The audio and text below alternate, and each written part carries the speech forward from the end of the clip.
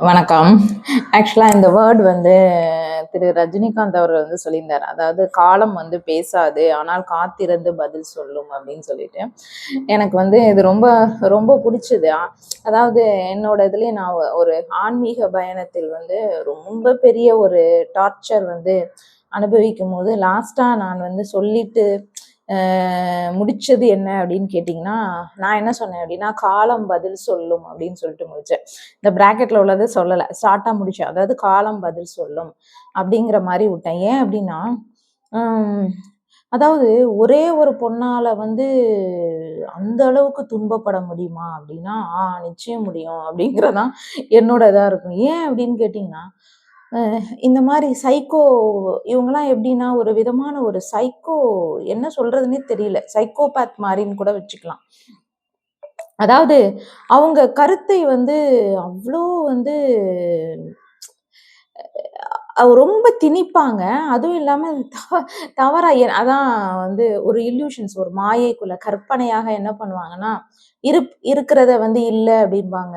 இல்லாததை வந்து இருக்கு அப்படின்னு சொல்லுவாங்க. ஸோ நம்ம போய் வந்து நம்ம அத ப்ரூஃப் பண்ண முயற்சி பண்ணி நம்ம போனோம்னு வச்சுக்கோங்களேன், நம்மள பைத்தியக்கார பட்டம் விட்டுருவாங்க. இப்ப நான் இந்த இந்த பொண்ணுகிட்ட இப்படிதாங்க நான் வந்து சிக்கினேன். எ இப்போ நான் வந்து முதல்ல உள்தன்மையில் பயணப்படும்போது, ஒரு பொண்ணு அப்படின்னு சொல்லிட்டு நான் வந்து வெளிய சிக்கினேன்னு வச்சுக்கோங்களேன். இப்போ வெளியில பார்க்கும்போது என்ன அப்படின்னா, இந்த டிவிக்கு கூட்டம் ஃபுல்லுமே இப்படித்தாங்க இருக்குது. அதாவது ஒரு தலைவன் வந்து எப்படி இருப்பானோ, அது மாரி தான் இருக்குமா என்னன்னு தெரியல. அது அது பார்க்கயே ரொம்ப ஆச்சரியமா இருக்கு. அதுவுமே இதுங்க யோசித்து பாருங்க. இதுங்க ஒன்னையே நான் வந்து கிட்டத்தட்ட அவ்ளோ வருஷம் கிட்டத்தட்ட 2 வருஷமாவது போராட்டம் நடத்தியிருப்பேங்க. ஒரே ஒருத்திட்ட இந்த மாதிரி சைக்கோத்தனமா இதுங்க நடக்கிறது. அதாவது என்ன சொல்றோம், என்ன பேசுறோம், இவங்களா ஒரு மாயைக்குள்ள அடிச்சு விடுறது அது பாட்டுக்கு. அப்படியே என்ன பண்ணுவாங்க அப்படின்னு கேட்டீங்கன்னா, நம்மட்ட வந்து திருப்பி விடுவாங்க நம்மள. அதாவது நம்மள சொல்லுவாங்க அவங்க. அப்ப நம்மளே ஒரு ஸ்டேஜ்ல என்ன பண்ணுவோம் அப்படின்னா, குழம்பிருவோம். இப்போ நீங்க நடந்த கதையும் நீங்க நல்லா பார்த்தீங்க அப்படின்னா தெரியும். அரசியல பார்த்துட்டு இருந்தீங்கன்னா தெரியும். பாஜக வந்து கூட்டு சேருது அப்படின்னு சொல்லிட்டு அடிச்சு விட்டானுங்க பார்த்தீங்களா? ஆக்சுவலா என்ன அப்படின்னு கேட்டீங்கன்னா, எனக்கே வந்து நானுமே டக்குன்னு யோசித்தேன். அ ஓ! இப்படிலாம் சேருவாங்களா? இவன் இவ்ளோ பெரிய முட்டாள் முட்டாள் முட்டாள் அப்படிங்கிறதோட இல்ல, சைக்கோ, என்ன சொல்லி திட்டுறதுன்னே தெரியல. அந்த மாரி கேடு கெட்டவனோட ஒரு பாஜக வந்து இவ்ளோ பெரிய அறிவாளிகள். எனக்கு எனக்கு நான் யோசிக்கிறது வந்து பாஜக வந்து ரொம்ப ஒரு அறிவு கொஞ்சம் நாலேட்ஜ் இருக்கிற இது அப்படி. ஏன்னா மோடி இருக்கிறதுனால நான் அப்படி தாட் எடுப்பேன். ஸோ கொஞ்சம் நாலேஜபிள் பெர்சன்ஸ் இருக்கிற ஒரு கட்சி அப்படின்னு சொல்லிட்டு நினைக்கிறேன் நானு. டீசென்ட்டா இருக்கிறவங்க, நாலேஜபிளா இருக்கிறவங்க, மெயினா வந்து டீசென்ட்டா செயல்படுறவங்க அப்படின்னு சொல்லிட்டு நான் நினைக்கிறேன். ஆனா பாருங்க, இவங்களோட போய் கூட்டு சேரணும் அப்படின்னு சொன்னோனே, எனக்கே கொஞ்சம் ஐயய்யோ! சேர்ந்துருவாங்க. கொஞ்சம் நம்ம லைட்டா ஒரு எட்டி பார்த்துச்சு. அதுக்கப்புறம் யோசித்தேன், இவ்ளோ வந்து கேவலமா போவாங்களா இவங்க? அப்படிங்கிற ஒரு தாட் இருந்துச்சு.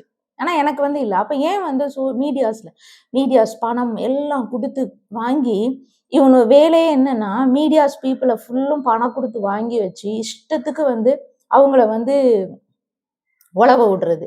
இதையும் எனக்கு அதுனா கூட பிரச்சனை இல்ல. அவன பத்தி இவ்ளோ காலங்கள் வந்து தெரிஞ்சும், எல்லாம் பண்ணியும், சில பிஜேபியில உள்ள மக்களும் வந்துர மாட்டாங்களா அப்படின்னு சொல்லிட்டு பார்த்தாங்க பாருங்களேன். அப்பதான் எனக்கு அட அட பாவிகளா! அவன் தான் வந்து இவ்ளோ ஒரு கூமுட்டையா இருக்கிறானா, உங்களுக்கு எங்கடா போச்சு அறிவு? அவன போய் உங்க கூட்டத்துக்குள்ள சேர்க்கணும்னு ஆசைப்படுறீங்களே, கொஞ்சமாவது உங்களுக்கு வந்து அறிவு இருக்கா? அப்படின்னு சொல்லிட்டு கேட்கணும் அப்படின்னு தோணுச்சு. லாஸ்ட்டா வந்துட்டு இவரு இந்த ரஜினிகாந்த வந்து தேவையில்லாம தேவையில்லாம எல்லாத்தையும் போட்டு இழுக்கிறது தான் வேலை. அவரு ஷார்ட்டா வந்து முடிச்சுட்டாரு. காலம் பேசாது, ஆனால் காத்திருந்து வந்து பதில் சொல்லும். ஆக்சுவலா அதான் இந்த எனக்கு அதாவது நம்மளுக்குள்ள ஒரு நம்ம நினைப்போம், நம்மளுக்குள்ள தான் ஒண்ணு நடக்கும் அப்படின்னா, வெளிய பார்த்தா உலகத்திலேயே அதுதான் வந்து நடந்துட்டு இருக்கு. இதுல வந்து பெரிய அதிசயம்னா ஒண்ணு ஒண்ணு ஒண்ணு வந்து என்ன எனக்கு தெரிஞ்சு வந்து இப்போதைக்கு நான் வந்து பார்க்க போனேன் அப்படின்னா, நம்ம உள்தன்மையில என்ன பார்த்திருக்கோமோ அதுதான் வந்து வெளியே அப்படியே நடக்குது. அப்போ ஒரு ஒரு பானை சோத்துக்கு ஒரு சோறு பதம் அப்படிங்கிற மாதிரி இந்த பெண்ணைகளுடைய கேரக்டர்ஸ் எல்லாம் நான் வந்து பார்த்து அவ்வளோ முயற்சி பண்ணியிருப்பாங்க. அதாவது என்னன்னா, புரிய வச்சிரலாம் அப்படிங்கிற முயற்சி வந்து பல்லவாறு பண்ணுனேன் நானு. அதாவது தாழ்ந்து பார்த்தேன், விட்டு குடுத்து பார்த்தேன், என்னோட ரேஞ்ச விட்டு இறங்கி பார்த்தேன். எதுக்குமே வந்து மசியல. அப்புறம் லாஸ்ட்டா தான் வந்து ஒரே ஒரு இதான். அதாவது சாக்கடை நோக்கி கல் எறிஞ்சோம்னா நம்ம மேல தான். அதனால தான் இவரும் இப்படி சொல்லிட்டாரா என்னன்னு சொல்லிட்டு தெரியல. அது வந்து நம்ம மேல தான் தெறிக்கும் அப்படின்னு சொல்லிட்டு தான் அந்த அதான் சொல்றேன். அந்த ஆன்மீகத்தில் ஒரு பக்குவம் இருக்கிறவங்களோட பேச்சுக்கள் வந்து எப்படி இருக்கும்? நம்ம எப்படி முடிக்கணும் அப்படின்னா, ஏன் அப்படின்னா நம்மளுக்கு கிளாஸ்ல தான் வந்து தெரியும். இவங்க வந்து காலம் தான் வந்து இவங்களுக்கு வந்து பதில் சொல்லணும். அத மீறி வந்து இவங்கள வந்து புரிய வைக்கணும் அப்படிங்கிறது ஏன்னா இவங்க எல்லாமே வந்து அப்படிதான். இவங்க டிசைனே வந்து அப்படிதான் இருக்கிறாங்க. இருப்பாங்கன்னு கிடையாது. ஏன்னா நான் பார்த்ததுனால நான் வந்து சொல்றேன். அச்சு அசல் நான் சில பீப்பிள்ஸ இங்க பார்க்குறோனோ, எனக்கு என்ன ஆச்சரியமா இருக்கும் அப்படின்னு கேட்டீங்கன்னா, எப்படி ஒரு குறிப்பிட்ட சர்க்கிள்குள்ள ஒரு 3, 4 பேருக்குடைய ஒரு ஒரு கேரக்டர். அதாவது அவங்க எப்படி வந்து மூவ் பண்ணுவாங்க. எந்த மாரி முட்டாள்தனமான செயல்களில் ஈடுபடுவாங்க. எந்த மாரி அடுத்த மூவ் வந்து அவங்க வந்து எடுத்து வைப்பாங்க. இதுக்கு வந்து நம்ம எப்படி ரியாக்ட் பண்ணணும். எப்படி அவங்க வந்து அத வந்து திருப்பி நம்மள வந்து அடிக்கிறதுக்கு என்ன பண்ணாங்க. நம்ம சமாதானமா போனாலும் அவங்க என்ன பண்ணுவாங்க. நம்ம கத்தி எடுத்தாலும் அவங்க அதற்கு என்ன பண்ணுவாங்க.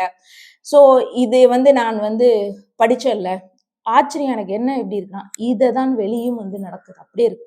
நம்ம நினைக்கிற ஒரு 3 பேருக்கிட்ட தான் இந்த 3, 4 பேருக்கிட்ட தான் இந்த கேரக்டர்ஸ் இருக்குது.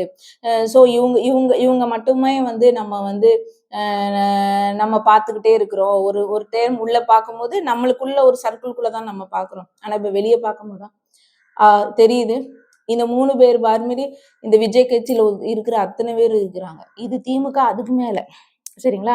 இ இவ் அதாவது டிவிகேவுடைய தாய் கட்சி யாரு அப்படின்னு கேட்டீங்கன்னா, திமுக அப்படின்னு சொல்லலாம். அவ்வளவுதான் வித்தியாசம். சரிங்களா?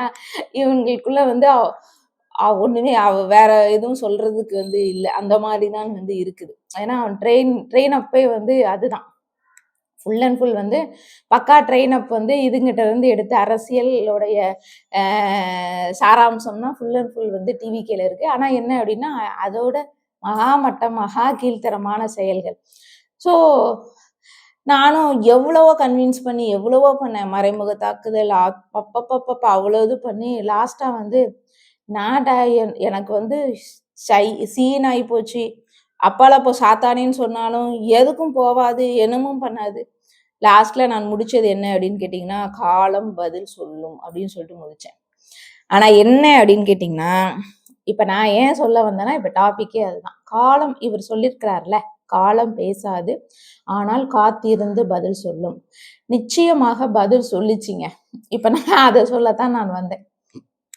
ஏன் அப்படின்னு கேட்டீங்கன்னா, நான் ஒண்ணுமே செய்யல.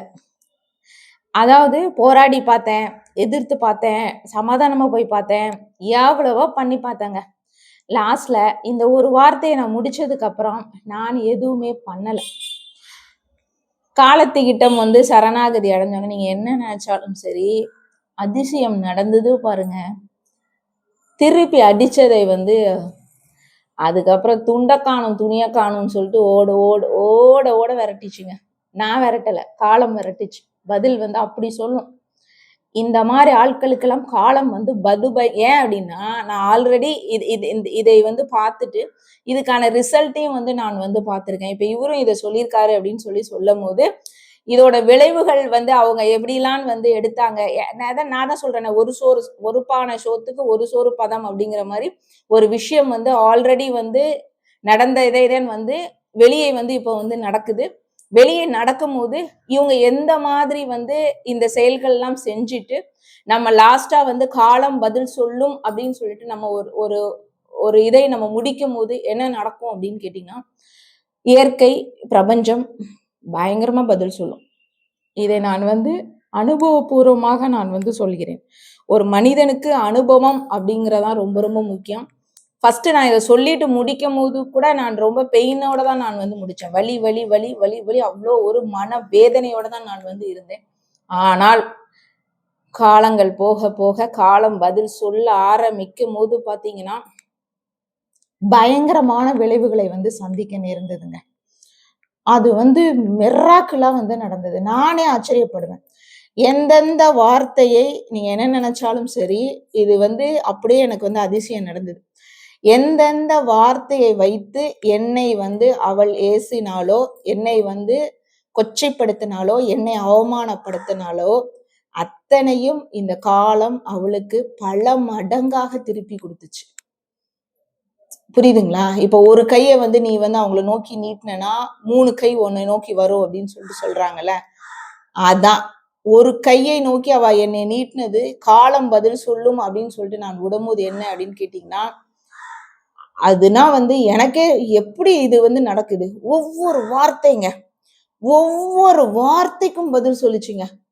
ஏன்னா நான் அந்த அளவுக்கு பெயின் அனுபவிச்சிருக்கிறேன். அந்த அளவு. அப்போ அந்த ஒருத்திக்கே வந்து அப்படி நடக்கும்போது, எத்தனை விதமான மக்கள் ஒண்ணுமே வேண்டாம்.